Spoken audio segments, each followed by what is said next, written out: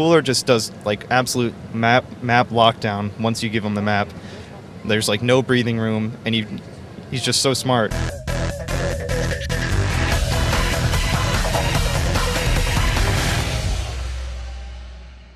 Tim DaHang Fogarty, who's the #1 player on the continent? Such a big question right off the bat. I'm going to do the politically correct answer and say Rafa. He's definitely proven it in the past few events he's attended. I think Gelisak is just pulling for me, and I think I'm showing that I can definitely take him down if I'm on my game. But for now, it's definitely Rafa. So you said it's a politically correct answer. That implies there is another one. Let me hear the other one. Well, I do think the patch helps me because LG is stronger. I've been playing on the older maps a whole lot more now, and I've been winning a lot more of my games versus my normal practice partners, Chance and Destruct, than I was a few months ago. I haven't been able to play Rafa a lot. He's been somewhat inactive and plays other players, so I don't really know how to gauge myself versus him, but he was destroying us all in practice when we did play a couple months ago. So I think I can take him, but I really don't know right now, like who's better. How have you been preparing yourself? Do you feel 100% fit for this event? Not quite. I still think I can improve. I think I did pretty much what I could do for the time being, though. Like, I definitely prepared as much as I could within reason. Like school, I had to take all my exams early, as you may know. Successfully? Yeah, I would say so. I lost some sleep for it, but it's worth it, you know. But yeah, I mean, I've been training well. Played on the Focus servers to play with the new patch. Yeah. As early as I possibly could with Destruct, Chance, and a couple others, and I feel pretty good about my game right now. Has traveling to Europe for an event like DreamHack made you a better player? I think so. I just think more experience with Quake Live on LAN, because I didn't really play Quake 3. It's more experience in any aspect of tournament play is going to help you, so definitely, yeah. So take a game versus, let's say, Cooler, a guy from the absolute world elite.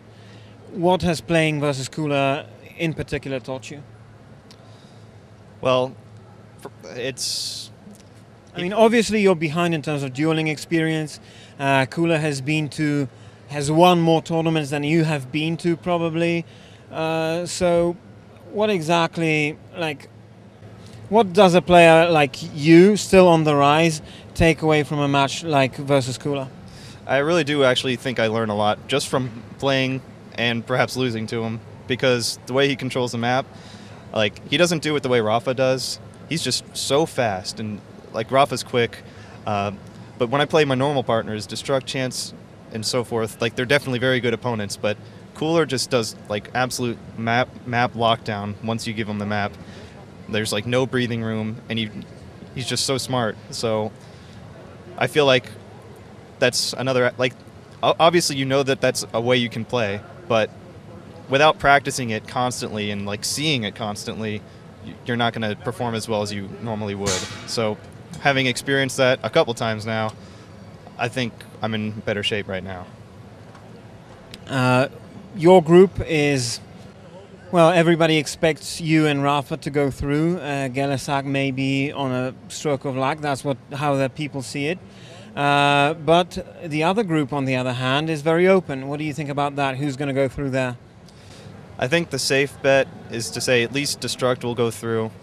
He's probably the favorite, maybe slightly, to be the #1 finisher in his group. And then I think Griffin hasn't been practicing a whole lot, but I know he's extremely talented, and since there's LAN and a new update, who knows what can happen. And then Chance and Vu, they're very good opponents. And Vu, he's been relatively new also to Quake Live. So I've been watching him play. He's had some very good games and some, like, you know, mediocre games. So the only thing I could say is I think it's completely up in the air, really, and Destruct is, like, I'd say a slight favorite overall to be at least one of the two that advances. And who do you think is gonna go to Seabit, to Hanover, to the World Championship? Well, I think Rafa's already going, so I think I'll be able to go. I'd say Destruct. And then there's two others that could go. So I'd say Chance, and so the 5th place finisher can go? Or No, not really. The top. If Rafa is in the top 4, then all the guys in the playoffs. Okay. Then I'd say me, Destruct, and Chance.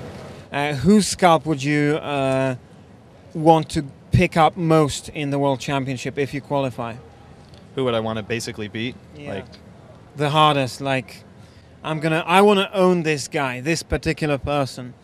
to be honest, it's almost a 3-way tie between Cooler, because he's beaten me, and he's like a legend. Avec, because I really haven't, even though we played Quake 4, I've only played him one time, and I really admire his style. He's so aggressive, and when he's on his game, it's nothing you can do. And I really would like to beat him, and Cypher, because Cypher is also, a very, very good opponent, and he's beaten me much more than I've beaten him. And those are like the 3 big top dogs of Europe right now, in my opinion. And I'd like to take all 3 of them down, basically. Rafa said that you are basically a CZM with a slightly more cranked up aggression. How would you define your own style of play? To be honest, I don't even know how CZM even played, really. I'd say I'm almost all about timing. It doesn't mean I go for every item, but everything is timing based. Every decision I make is timing based. I time RA and Mega every single time, if I can, obviously, which is more than most other players. And I don't know. I think I can. I don't know what's really unique about it that I could really say. I think sometimes I won't mind taking a lot of damage if I know I'm going to get the frag. Whereas other people I don't want to call out names, but some people will just back off if they know it's like somewhat risky. Like if it's like only 30% chance they'll get the frag, they just don't bother. And if I think 70% chance I get the frag, I'm pretty much definitely going to commit. So I guess that would be one thing you could say I do that's like unique. All right, well, good luck in the tournament. Obviously tomorrow, big game in the group stage versus Rafa. Should people place their ES Reality credits on you? Yes, I think they should. Well, that's the answer worthy of a title contender, at least. So good luck to you tomorrow, and, well, nothing more to add. Thank you. Thank you.